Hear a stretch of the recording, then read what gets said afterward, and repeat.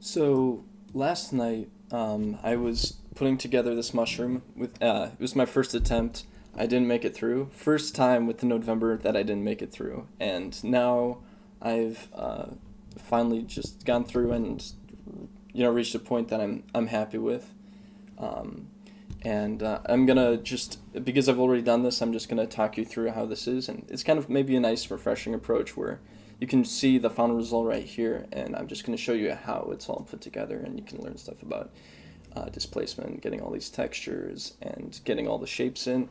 So, and yeah, and it just so happens this just a few days ago, I reached 100 subscribers, and just a week and a half ago, I was at 25. So, that's a pretty significant jump, I think. So that's pretty exciting for me, and yeah, and I just want to thank everybody that's been making all the comments and the on the live stream and just on videos and stuff, and just for watching my stuff. It's really motivated me to keep making stuff and become comfortable with live streaming because this is something I've wanted to do for the longest time, and I'm finally starting out. I'm finally able to do it, comfortably. Like I know how to do that. And I have that set up, and yeah. So I just again I want to thank everybody. I'm gonna just walk you through how all this is put together. This time, instead of displacing a sphere, I started from a sphere, like most people in November tend to start with. And so to get this, it's actually a cube sphere, so if we look in wireframe, we can see that the corners, there are 8 corners of this, or where the 8 poles, I guess, if you're, when you talk about topology, that's what you say. But yeah, right there. You can watch my videos on topology or retopology. That's relevant, right? To promote that. And yeah, so I have this here, and to make this, you just have a cube, and then you subdivide it. I think. Wait, did I make a cube? Okay. Right here. But yeah, and it's funny the timing of that because the subscriber thing, because yesterday was like kind of my first live failure, and then right before was so here's the cast, and you bring that up to 1 to get a perfect sphere. It's a very slight difference, but notice this is more cube-like than that. Yeah, so so anyway, I'll delete that. And let's get into this shader. Also keep in mind, just like everything else, this is set to cycles, and then the material setting. You have to do this for every material you use displacement with. Under settings, this under displacement, make sure this is displacement only. And you can see these are curvy. The default right now is straight. I'm blanking on who told me this, but one of the live streams previously, somebody pointed out to me how to do this. Bring back noodle curving. So I just brought that up to 4. And so that's why it's presented in the way. Now you know that. Now we can finally get into probably the reason you're here. So I try to keep this organized into frames so you can see what's going on. And I think the main part is right here. It's kind of just here because the way these noodles are organized, I don't know. Just trying to make it the least busy possible. This happens to be the first one. So basically, when you're creating something that wraps around, kind of like just like a screw modifier would if you're in modeling, or just anything that wraps around in it, when you're making like a clay pot or something, you control pretty much everything by the z-axis. So everything's defined by that, or it's reflected off of that. So right here we have this, we're starting from a sphere, and all this is doing is pushing off of the sphere. So this doesn't reflect the actual profile of this mushroom. If we look at this, we're pinching it in right here, and then I'm just kind of take these minor tweaks to add personality. to that, and yeah, basically just played with this until it made sense. But the reason this works with the curve is, notice we have the first I used generated coordinates, and then I had to offset it so that it was in the center right here, because generated coordinates start in the corner of it where it's 0, 0, and then the opposite corner is 1, 1, 1. And yeah, and you can see that too, I think. If we sample this, it might be a little off because this is placement. Oh! And it just quit. So let's just bring that back up. Sorry, this is all done live. It's easier to put out videos that way, and then I can, if anybody jumps on with a question, I can give some feedback. But yeah, I mean, good thing I saved, right?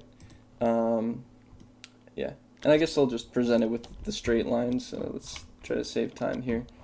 Yeah, but essentially, this subtraction setup puts it in the center, and then we're subtracting off of that. But I want this gradient to run from the bottom to the top, so I'm not doing any of that shifting up here, and that's why I'm using this gradient right there. And with that multiplied, I can just I put that into the x and the y axis right here, and that's how I would create that sort of shape all the way around it. And yeah, and so we can see the z coordinate. I just pretty much plug directly into there, with the exception of this rim curvature. Hopefully I can sample things without it crashing.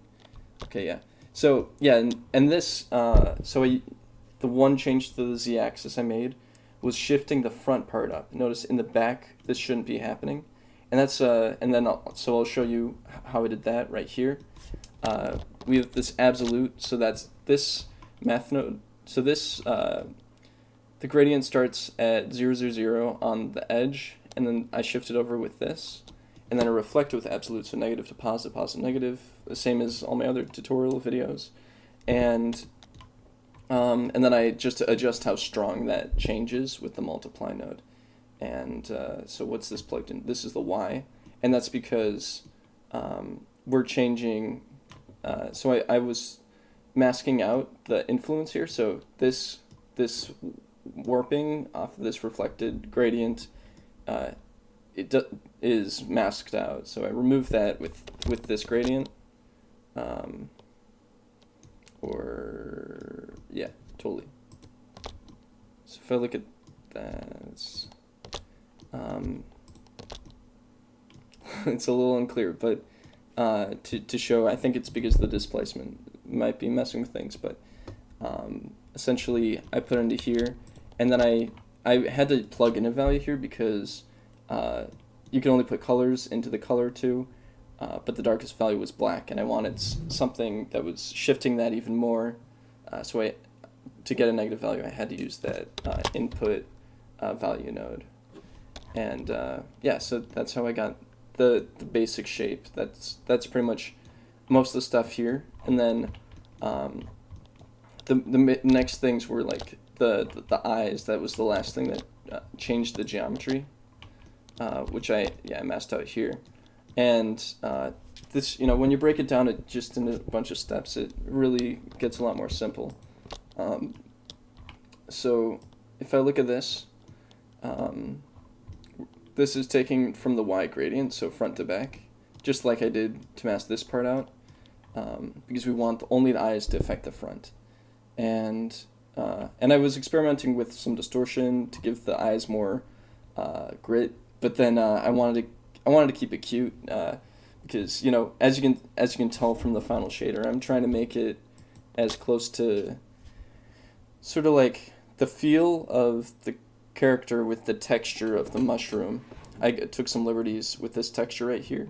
As you can see, this is pretty plain white. I probably could have reused this and just put it down there, but I wanted that to be. In that case, I was actually taking the color here, and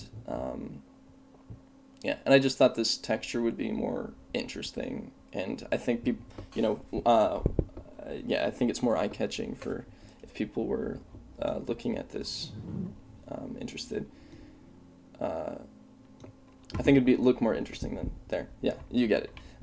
And yeah, so to make the eyes, I again reflect the gradient. So this is on both sides, and then using the add node, I mask out these lines, and then I do a similar thing, only horizontally here.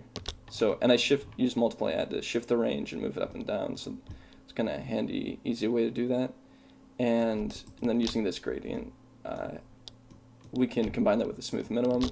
So it just creates a cross section. We can control how smooth this is right there, which is perfect for making eyes like that, right?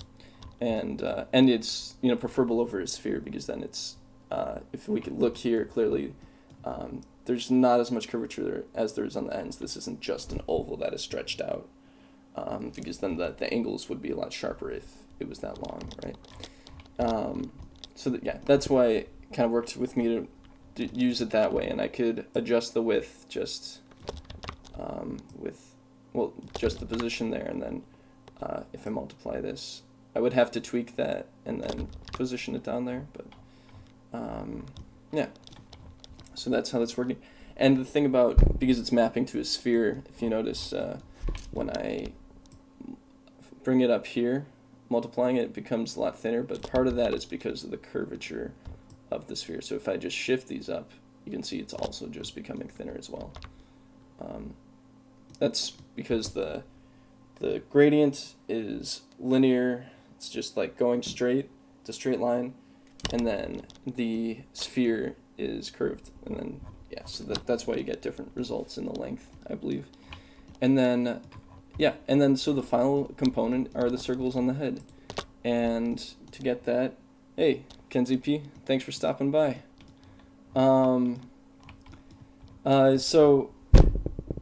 Yeah, where was I? So, with these circles, you can. In this case, I'm just using object because I just don't. I don't want to be affected by any of the other coordinate work I've been doing with this, and essentially, the way to get a circle is with the gradient texture and setting to spherical, and then you use this vector coordinate node to move it around. When it's set to add, that moves it, to combine these,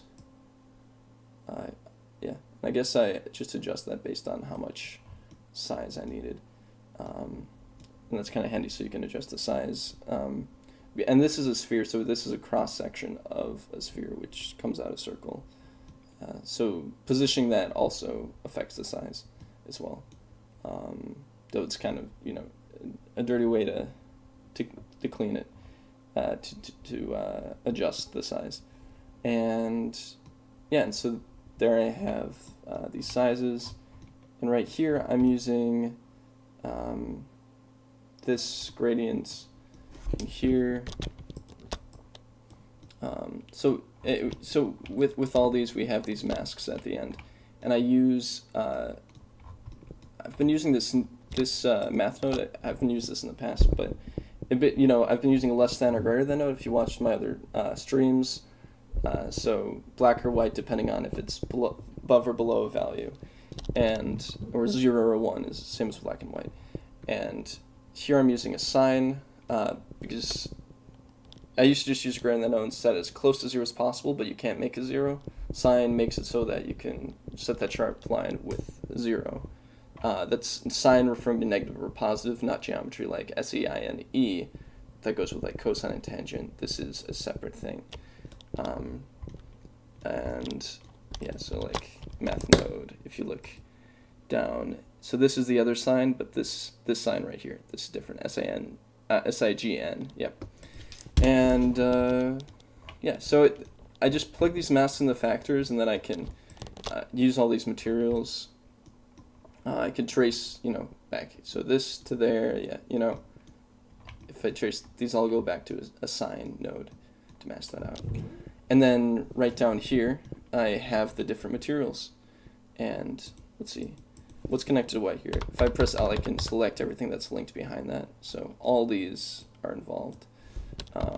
Oops, accidentally connected a frame there, undo. So if I use, So this, let's just look at the whole material right here. I just wanted this gradient right here, and I wanted it to get darker from being over here. So I actually wrapped this around because, I don't know, it's just kind of annoying having it cut through everything. Just looks messy. The nodes look bad as it is. Sometimes you just have to work with it, you know. You've seen me work with the messiness a lot, I'm sure. Well, if this is your first video, congratulations. But yeah, that's what I've been doing. Yeah. And yeah, so we have this gradient. I mask it out, and using this Voronite texture, actually send it through this radial texture because the radial wraps it around like this, and then when I plug it in, it does this. So it's mapping all the way around it, and it's only in one direction. So it as opposed to having most 2D textures have X and Y, but this only has X, or whatever, you know. So and then it comes from the point, and there isn't, you know, I'd get a different result if I were to just remove one of the axes with a separate XYZ node.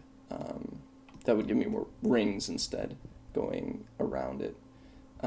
So anyway, I use this, and then eventually I get that, and I kind of like the effect of that. And this was sort of taken from this one picture I found where, see, there's these ridges on the edge. You don't always see that in these mushrooms, but I saw this in this picture, and this is the one I was referencing, so I like that effect and went with it.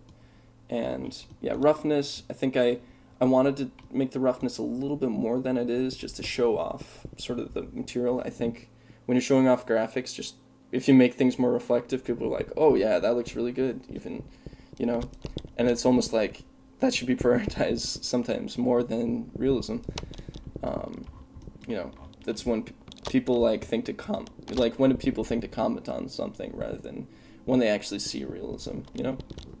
And yeah, so I use this mask, and then I just convert it to these colors by plugging the factor. I can just fine-tune that there. And I wanted to make those parts darker on the edges so that when I put in the mix shader, there's a little bit of darkness over there because I wanted to create the impression that this was popping off. And I didn't want to have to go back to this placement and take that extra time. I was a little lazy there.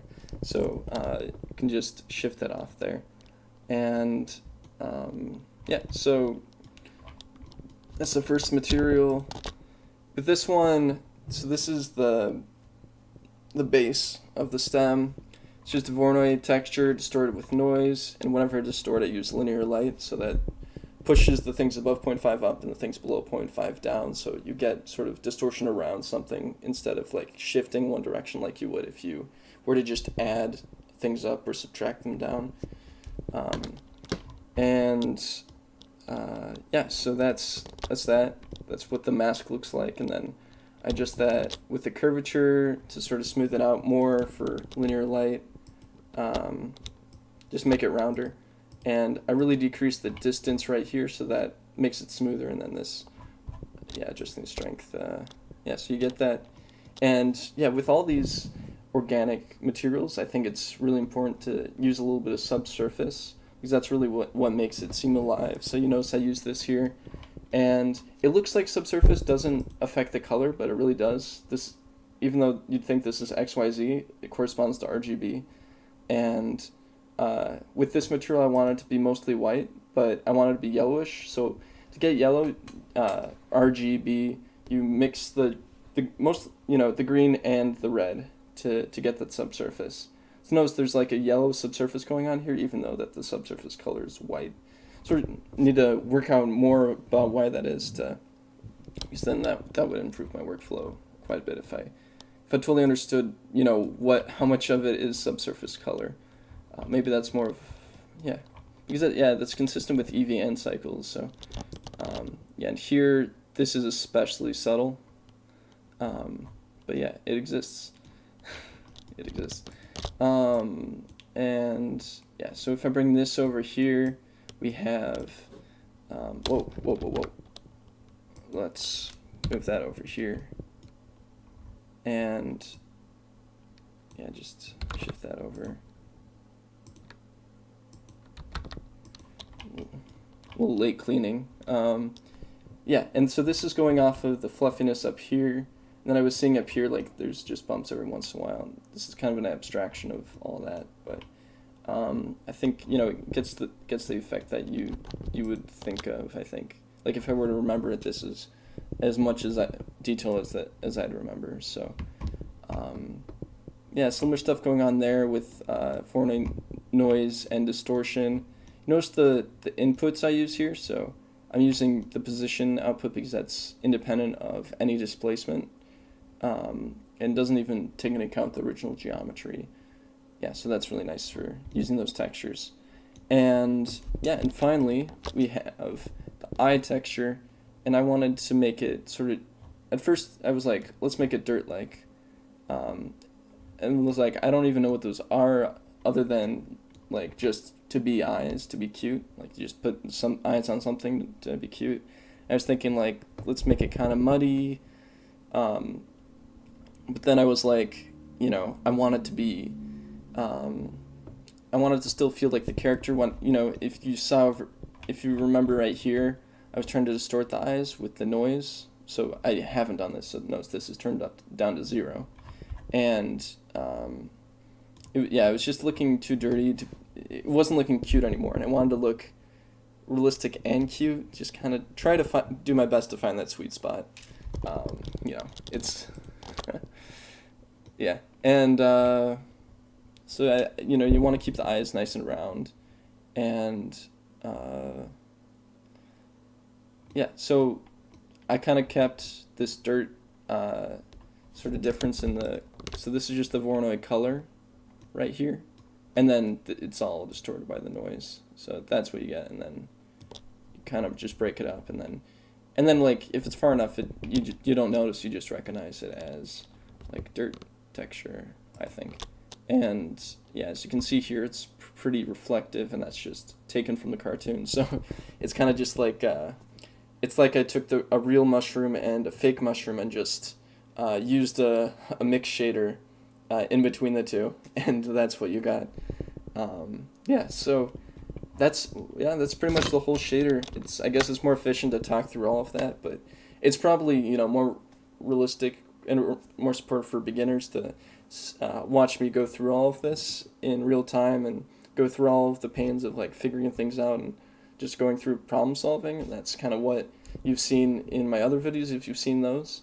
So I hope you guys liked this. Again, thanks to everyone for all your engagement, and hopefully I'll be putting this on Gumroad for $0, but pay what you want at some point. Like all these shaders are put out at a pretty fast pace, so it'd just be for educational purposes. I don't know what use you would find for a mushroom like this. Maybe for your your attempt at the Mario movie again. First live action wasn't that good, but or just like gritty Mario reboot game. But then again, this isn't geometry that you can really use. So I guess you could theoretically remodel this all out, or bake out the displacement texture, apply that to mesh, remesh that, and then bake all of these textures, the reflection, the bump, normals into that, and then you could use it as a game asset. But that's another part of why this isn't very usable as a game asset. So yeah, just a great fun exercise from Nodevember. So that's all I have to say. Thanks for stopping by, Kinsey P. If anybody else is watching, I hope you enjoyed this. If you're watching this later, thanks for watching. And yeah, I'll hopefully be back later because I'm a day behind, so I gotta actually do the one for today, and then maybe one of these days I can do 2 more and then catch up to that. So this is becoming what they call a Midwestern goodbye. You just say goodbye like 5 times and then you don't leave. But yeah, I'm gonna do that, and